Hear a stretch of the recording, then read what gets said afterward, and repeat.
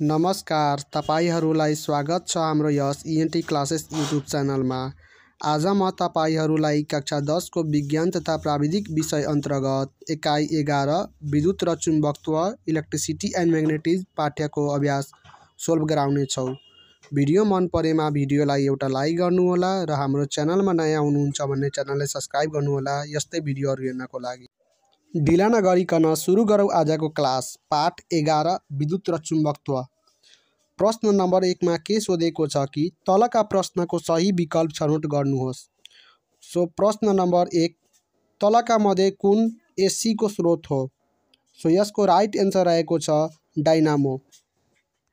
त्यस्तै प्रश्न नम्बर 2 मा के सोधेको छ कि विद्युत धाराको चुम्बकीय असर कुन वैज्ञानिकले पत्ता लगाएका हुन्? सो यसको राइट एन्सर रहेको छ हान्स क्रिस्टियन ओस्टेड। त्यस्तै प्रश्न नम्बर 3 अन्तर्गत के सोधेको छ कि सुचालक सीधा तारबाट विद्युत करेन्ट माथितिर गइरहेको अवस्थामा चुम्बकीय क्षेत्रको दिशा कुन हो? सो यसको राइट एन्सर रहेको छ घडीको सुई घुम्ने दिशाको उल्टो दिशामा हुन्छ। त्यस्तै प्रश्न नम्बर 4 अन्तर्गत चित्रमा देखाइएका विद्युत स्रोतका लागि तलका मध्ये कुन भनाइ सही छ?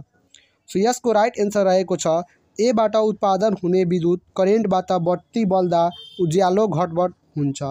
त्यस्तै प्रश्न नम्बर 5 अन्तर्गत ट्रान्सफर्मर कुन सिद्धान्तमा आधारित छन्? सो यसको राइट एन्सर रहेको छ म्युचुअल इन्डक्सन। त्यस्तै प्रश्न नम्बर 6 अन्तर्गत के सोधेको छ कि ट्रान्सफर्मर सूत्र कुन हो? सो यसको राइट एन्सर रहेको छ एन्सर नम्बर 4 जुन VS/NS = VP/NP। त्यस्तै प्रश्न नम्बर 2 अन्तर्गत के सोधेको छ कि फरक लेख्नुहोस् र यस अन्तर्गत प्रश्न नम्बर क मा सोधेको छ एसी र डीसी बीच फरक लेख्नुहोस्। सो एउटा साइडमा हामी एसी लेख्यौं र अर्को साइडमा डीसी लेखेर सो एसी को यो विद्युतको ध्रुवहरू निरन्तर परिवर्तन हुन्छन्। डीसी मा यो विद्युतको ध्रुवहरू परिवर्तन हुँदैनन्। एसी मा घरायसी विद्युत विवरणको आवृत्ति 50 हर्ज हुन्छन्। डीसी यसको आवृत्ति 0 हुन्छन्। त्यस्तै प्रश्न नम्बर 2 अन्तर्गतको प्रश्न नम्बर ख मा के सोधेको छ कि डाइनामो र जेनेरेटर बीच फरक लेख्नुहोस्। सो डाइनामो र जेनेरेटर। डाइनामोमा लेख्दाखेरि डाइनामोबाट थोरै मात्रामा विद्युत उत्पादन गर्न सकिन्छ। जेनेरेटरमा लेख्दाखेरि जेनेरेटरबाट धेरै मात्रामा विद्युत उत्पादन गर्न सकिन्छ। त्यस्तै डाइनामोमा यसमा स्थायी चुम्बक प्रयोग गरिएको हुन्छ। जेनेरेटरमा लेख्दाखेरि यसमा विद्युत चुम्बक प्रयोग गरिएको हुन्छ। त्यस्तै प्रश्न नम्बर ग मा के सोधेको छ कि स्टेप अप ट्रान्सफर्मर र स्टेप डाउन ट्रान्सफर्मर बीच फरक लेख्नुहोस्। सो स्टेप अप ट्रान्सफर्मर र step down transformer. Step up ट्रान्सफर्मरमा लेख्दाखेरि प्राइमरी कोइल भन्दा सेकेन्डरी कोइलमा तारका फन्का बढी हुन्छ। त्यस्तै स्टेप डाउन ट्रान्सफर्मरमा प्राइमरी कोइल भन्दा सेकेन्डरी कोइलमा तारका फन्का कम हुन्छ। स्टेप अप ट्रान्सफर्मरमा यसले एसी भोल्टेजको मात्रा बढाउँछ। त्यस्तै स्टेप डाउन ट्रान्सफर्मरमा यसले एसी भोल्टेजको मात्रा घटाउँछ। फेरि स्टेप अप ट्रान्सफर्मरलाई लेख्दाखेरि पावर हाउस स्टेसनमा यसको प्रयोग गरिन्छ र स्टेप डाउन ट्रान्सफर्मरको प्रयोग रेडियो, टिभी आदि उपकरणमा यसको प्रयोग गरिन्छ। त्यस्तै प्रश्न नम्बर ग मा के सोधेको छ कि घ मा मोटर र जेनेरेटर बीच फरक लेख्नुहोस्। सो मोटर र जेनेरेटर। मोटरमा यसले विद्युत शक्तिलाई यान्त्रिक शक्तिमा रूपान्तरण गर्छ भने जेनेरेटरले यान्त्रिक शक्तिलाई विद्युत शक्तिमा रूपान्तरण गर्छन्। त्यस्तै मोटरले विद्युतको मोटर असरको सिद्धान्तमा आधारित भएर कार्य गर्छ भने जेनेरेटरले विद्युत चुम्बकीय उत्पादनको सिद्धान्तमा आधारित भएर कार्य गर्छ। मोटर यो कल कारखाना, पंखा आदिमा प्रयोग गरिन्छ भने जेनेरेटर यो विद्युत उत्पादन गृहमा प्रयोग गरिन्छ। त्यस्तै प्रश्न नम्बर 3 मा के सोधेको छ कि कारण लेख्नुहोस् र यस अन्तर्गत प्रश्न नम्बर 1 मा के सोधेको छ कि सोलर प्यानलबाट निक्लिएको विद्युत परिपथमा सिलिङ पंखा जोडान गर्दा उक्त पंखा घुम्दैन किन? त्यस्तै प्रश्न नम्बर 2 मा के सोधेको छ कि विद्युत करेन्ट प्रवाह भइरहेको परिपथ नजिकै चुम्बकीय कम्पास राख्दा यसको निडिल चल्छ किन? सो यसको उत्तर लेख्दाखेरि करेन्ट प्रवाह भइरहेको परिपथको वरिपरि चुम्बकीय क्षेत्र उत्पन्न हुने भएकोले उक्त चुम्बकीय क्षेत्रको असरले गर्दा यसको नजिकै राखेको कम्पास राख्दा यसको निडिल चल्छ। त्यस्तै प्रश्न नम्बर 3 अन्तर्गत के सोधेको छ कि विद्युत घण्टीमा विद्युत चुम्बकको प्रयोग गरिन्छ किन? सो यसको उत्तर लेख्दाखेरि विद्युत घण्टीलाई आवश्यकता अनुसार कार्य गराउन अस्थायी चुम्बकको आवश्यकता पर्ने हुँदा यसमा अस्थायी चुम्बकको प्रयोग गरिन्छ। जस्तै प्रश्न नम्बर 4 अन्तर्गत ट्रान्सफर्मरका प्राइमरी फन्को र सेकेन्डरी फन्कोको सङ्ख्या समान हुँदैन किन? सो यसको उत्तर ट्रान्सफर्मर एसी भोल्टेजलाई बढाउन र घटाउनको लागि प्रयोग गरिन्छ भने तर प्राइमरी र सेकेन्डरी फन्कोको सङ्ख्या बराबर भएमा भोल्टेजलाई आवश्यकता अनुसार बढाउन र घटाउन सक्दैन। फलस्वरूप ट्रान्सफर्मरको प्रयोग व्यर्थ हुन्छ। त्यसैले ट्रान्सफर्मरका प्राइमरी फन्को र सेकेन्डरी फन्कोको सङ्ख्या समान हुँदैन। त्यस्तै प्रश्न नम्बर 5 अन्तर्गत ट्रान्सफर्मरको कोर लेमिनेसन गरिएको हुन्छ किन? ट्रान्सफर्मरको क्वाइलमा अल्टरनेटिङ करेन्ट प्रवाह हुँदा सिर्जना हुने चुम्बकीय तीव्रता लिङ्केज परिवर्तन भई कोरको सतहमा करेन्ट उत्पन्न हुनबाट रोक्न र कोर अत्याधिक रूपले तात्ने असरबाट बचाउन ट्रान्सफर्मरको कोर लेमिनेसन गरिएको हुन्छ। त्यस्तै प्रश्न नम्बर 6 अन्तर्गत के सोधिएको छ कि मोबाइल चार्जरमा ट्रान्सफर्मरको प्रयोग गरिएको हुन्छ किन? मोबाइलहरू चार्ज गर्न हाम्रो गृहस्थ विद्युतीकरणमा भएको भोल्टेजभन्दा न्यून भोल्टेज चाहिने भएकोले उक्त भोल्टेज घटाउन ट्रान्सफर्मरको प्रयोग गरिन्छ। त्यस्तै प्रश्न नम्बर 4 अन्तर्गत के सोधेको छ कि तलका प्रश्नको उत्तर लेख्नुहोस् र प्रश्न नम्बर 4 को प्रश्न नम्बर 1 अन्तर्गत के सोधेको छ कि हाम्रो देशमा प्रयोग हुने एसीको आवृत्ति 50 हर्ज हुन्छ भन्नुको अर्थ लेख्नुहोस्। र यसको उत्तर लेख्दाखेरि हाम्रो देशमा प्रयोग हुने एसीको आवृत्ति 50 हर्ज हुन्छ भन्नुको अर्थ उक्त एसी करेन्टको दिशा तथा ध्रुवहरू 100 पटक परिवर्तन हुन्छ भन्नु हो।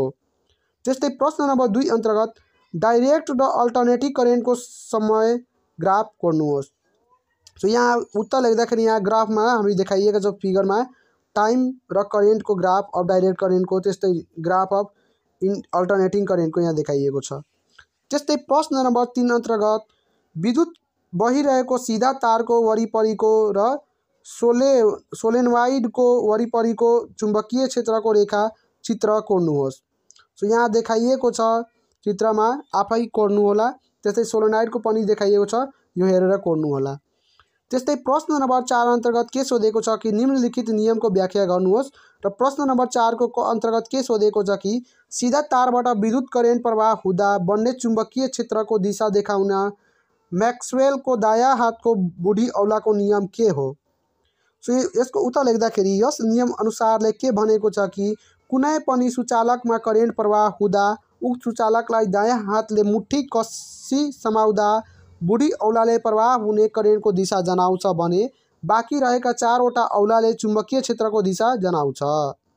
त्यस्तै प्रश्न नम्बर 4 को ख अन्तर्गत के सोधेको छ कि सोलेनोइडको वरिपरिको चुम्बकीय बल रेखाको दिशा पत्ता लगाउने मैक्सवेलको दायाँ हातको ग्रिप नियम यानी कि Maxwell right hand grip rule भनिन्छ। सो यसको उत्तर लेख्दाखेरि के लेख्ने कि यस नियम अनुसार यदि दायाँ हातका औँलालाई सोलेनोइड विद्युत प्रवाह हुने दिशातर्फ पारेर मुठी कसेमा बुढी औँलाले सोलेनोइड वरिपरि बन्ने चुम्बकीय क्षेत्रको उत्तरी ध्रुव देखाउँछ। त्यस्तै प्रश्न नम्बर 5 अन्तर्गत धारा विद्युतको चुम्बकीय असर भनेको के हो? सो यसको उत्तर लेख्दाखेरि कुनै पनि तारमा विद्युत करेन्ट प्रवाह हुँदा उक्त तार वरिपरि चुम्बकीय क्षेत्र बन्नुलाई विद्युतको चुम्बकीय असर भनिन्छ। प्रश्न नम्बर 6 चुम्बकीय प्रवाहको परिभाषा लेख्नुहोस्। उत्तर कुनै निश्चित क्षेत्रसँग लम्ब रूपमा जाने चुम्बकीय बल रेखाको कुल सङ्ख्यालाई चुम्बकीय प्रवाह वा चुम्बकीय फ्लक्स भनिन्छ। प्रश्न नम्बर 7 फ्लामको धुलो कार्डबोर्ड सुचालक सिधा तारको प्रयोगबाट धारा विद्युत बहिरहेको सिधा तारको वरिपरिको चुम्बकीय क्षेत्र कसरी प्रदर्शन गर्न सकिन्छ व्याख्या गर्नुहोस्। उत्तर एउटा कार्डबोर्डको वर्गाकार टुक्रालाई सिधा सुचालक तारको टुक्राले छोडेर ड्राइसेल तथा स्विच भएको विद्युत परिपथमा जडान गर्ने। स्विच अन गर्दा तारबाट करेन्ट प्रवाह भइरहेको समयमा फ्लामको धुलोलाई उक्त तारको नजिकै लैजाँदा तारमा फ्लामको धुलो टाँसिन्छ। यसरी सुचालकको वरिपरि चुम्बकीय क्षेत्र निर्माण भएकोले फ्लामका धुलोहरू तारमा टाँसिएको प्रदर्शन गर्न सकिन्छ। त्यस्तै प्रश्न नम्बर 8 अन्तर्गत धारा विद्युत बहिरहेको सिधा तारको वरिपरिको चुम्बकीय क्षेत्रको चित्र कोर्नुहोस्। सो यहाँ चित्रमा देखाइएको छ, यो आफै कोर्नुहोला। त्यस्तै प्रश्न नम्बर 9 अन्तर्गत सोलेनोइड भनेको के हो? सोलेनोइडको वरिपरिको चुम्बकीय क्षेत्रको चित्र कोर्नुहोस्। सो यसको उत्तर लेख्दाखेरि घुमाउरो स्प्रिङ जस्तो आकारमा रहेको तारको क्वाइललाई सोलोनोइड भनिन्छन्। या अर्को लेख्दाखेरि विद्युत चुम्बक बनाउन बेरिएको तारको कुण्डीलाई सोलोनोइड भनिन्छन्। र यहाँ फिगरमा देखाइएको छ, आफै कोर्नुहोला। त्यस्तै प्रश्न नम्बर 10 अन्तर्गत के सोधेको छ कि सोलोनोइडका दुईवटा उपयोगिता लेख्नुहोस्। र सोलोनोइडका उपयोगिता निम्न छन्। क नम्बरमा विद्युत चुम्बक बनाउन, त्यस्तै ख नम्बरमा स्पिकर बनाउन। त्यस्तै प्रश्न नम्बर 11 के सोधेको छ कि दिएको चित्रमा कुन असर प्रदर्शन गरिएको छ। यहाँ एउटा चित्र देखाइएको छ। यसको उत्तर लेख्दाखेरि दिएको चित्रमा विद्युतीय चुम्बक उत्पादन सिद्धान्त प्रदर्शन गरिएको छ। त्यस्तै प्रश्न नम्बर 12 चित्रमा cell, coil, paper clip, dry cell र स्थायी चुम्बकबाट तयार पारिएको एउटा सामान्य विद्युत मोटर देखाइएको छ। उक्त मोटरको कार्य, प्रक्रिया, मोटर असरका आधारमा वर्णन गर्नुहोस्। यसको उत्तर लेख्दाखेरि चुम्बकीय क्षेत्रमा रहेको तारमा विद्युत बहँदा उक्त तारमा चाल उत्पन्न हुन्छ। यस चाललाई मोटर असर भनिन्छ। मोटर असर व्याख्या गर्ने एउटा कोरमा इन्सुलेटर तार बेरेर मोटरको क्वाइल बनाइन्छ। उक्त क्वाइललाई दुई विपरीत चुम्बकीय ध्रुवका बीचमा राखिन्छ। त्यसपछि क्वाइलमा अल्टरनेटिङ करेन्ट प्रवाह गरिन्छ। क्वाइलमा विद्युत प्रवाह हुँदा चुम्बकत्व उत्पन्न हुन जान्छ। अल्टरनेटिङ करेन्टका कारण क्वाइलको चुम्बकत्वको दिशा निरन्तर परिवर्तन भइरहन्छ। क्वाइलको चुम्बकत्व र यसको वरिपरिको चुम्बकीय क्षेत्रबीच अन्तर्क्रियाको कारणले गर्दा क्वाइल घुम्छ र यसमा जोडिएका वस्तुलाई घुमाउँछ। यसरी मोटर असरको वर्णन गर्न सकिन्छ। त्यस्तै प्रश्न नम्बर 13 अन्तर्गत के सोधेको छ कि विद्युत चुम्बकीय उत्पादन भनेको के हो। यसको उत्तर लेख्दाखेरि कुनै चुम्बकीय क्षेत्रमा रहेको सुचालकलाई लम्ब रूपमा चालमा ल्याउँदा उक्त सुचालमा इएमएफ उत्पादित हुन्छ। यसलाई विद्युतीय चुम्बकीय उत्पादन भनिन्छ। या अर्को भाषामा लेख्दाखेरि बन्द विद्युत परिपथसँग सम्बन्धित चुम्बकीय प्रवाह परिवर्तन हुँदा उक्त परिपथमा इएमएफ उत्पादित हुन्छ, जसलाई विद्युत चुम्बकीय उत्पादन भनिन्छ। त्यस्तै प्रश्न नम्बर 14 अन्तर्गत के सोधेको छ कि दिएको चित्रको अध्ययन गर्नुहोस् र तलका अवस्थामा के हुन्छ लेख्नुहोस्। यहाँ एउटा चित्र देखाइएको छ र अवस्थाहरू के सोधेको छ कि अ नम्बरमा छड चुम्बकलाई बिस्तारै सोलोनोइडभित्र प्रवेश गराउँदा के हुन्छ। यसको उत्तर लेख्दाखेरि छड चुम्बकलाई बिस्तारै सोलोनोइडभित्र प्रवेश गराउँदा ग्याल्भेनोमिटरको सुई दायाँतर्फ चल्छ अथवा उक्त परिपथमा करेन्ट उत्पन्न भई घडीको विपरीत दिशामा करेन्ट प्रवाह भएको देखाउँछ। त्यस्तै प्रश्न नम्बर आ अन्तर्गत के सोधेको छ कि छड चुम्बकलाई तीव्र गतिमा सोलोनोइडभित्र प्रवेश गराउँदा के हुन्छ। उत्तर छड चुम्बकलाई तीव्र गतिमा सोलोनोइडभित्र प्रवेश गराउँदा उत्पादित विद्युतको मात्रा बढाउँछ। छड चुम्बकलाई सोलोनोइडभित्र स्थिर राख्दा के हुन्छ। उत्तर छड चुम्बकलाई सोलोनोइडभित्र स्थिर राख्दा उत्पादित इएमएफ शून्य भई ग्याल्भेनोमिटरको सुई शून्यमा स्थिर भई बस्छ। त्यस्तै प्रश्न नम्बर ई अन्तर्गत छड चुम्बकलाई सोलोनोइड बाहिरी तीव्र रूपले तान्दा के हुन्छ। छड चुम्बकलाई सोलोनोइड बाहिरी तीव्र रूपले तान्दा ग्याल्भेनोमिटरको सुई बायाँतर्फ चल्छ अथवा उक्त परिपथमा करेन्ट उत्पन्न भई घडीको दिशामा करेन्ट प्रवाह भएको देखाउँछ। त्यस्तै प्रश्न नम्बर 15 अन्तर्गत के सोधेको छ कि विद्युत चुम्बकीय उत्पादन सम्बन्धी फ्याराडेको नियम लेख्नुहोस्। यसको उत्तर लेख्दाखेरि विद्युत चुम्बकीय उत्पादन सम्बन्धी फ्याराडेको नियम बन्द विद्युत परिपथसँग सम्बन्धित चुम्बकीय प्रवाह परिवर्तन हुँदा उक्त परिपथमा इएमएफ उत्पादन हुन्छ। उत्पादित इएमएफ चुम्बकीय प्रवाहको परिवर्तन दरसँग समानुपातिक हुन्छ भने उत्पादित इएमएफ चुम्बकीय प्रवाह परिवर्तन रहनुजेल कायम रहन्छ। त्यस्तै प्रश्न नम्बर 16 अन्तर्गत के सोधेको छ कि एउटा साइकलमा जडान गरेको डाइनामो जडान गरिएको बल्ब एक नासको चम्किलोपनले नबली कुनै बेला चम्किलो त कुनै बेला मधुरो बल्ने र साइकल स्थिर अवस्थामा आउँदा बल्ब निभेको पाइयो। डाइनामोका कार्य प्रक्रियाका आधारमा यस किसिमको अवलोकनको कारण उल्लेख गर्नुहोस्। यसको उत्तर लेख्दाखेरि डाइनामोमा भएको चुम्बक घुम्दा चुम्बकको वरिपरि भएको क्वाइलमा चुम्बकीय प्रवाहको परिवर्तन हुन्छ र उक्त परिपथ इएमएफ उत्पादित हुन्छ। यसले गर्दा परिपथमा विद्युत प्रवाह भई बत्ती बल्छ।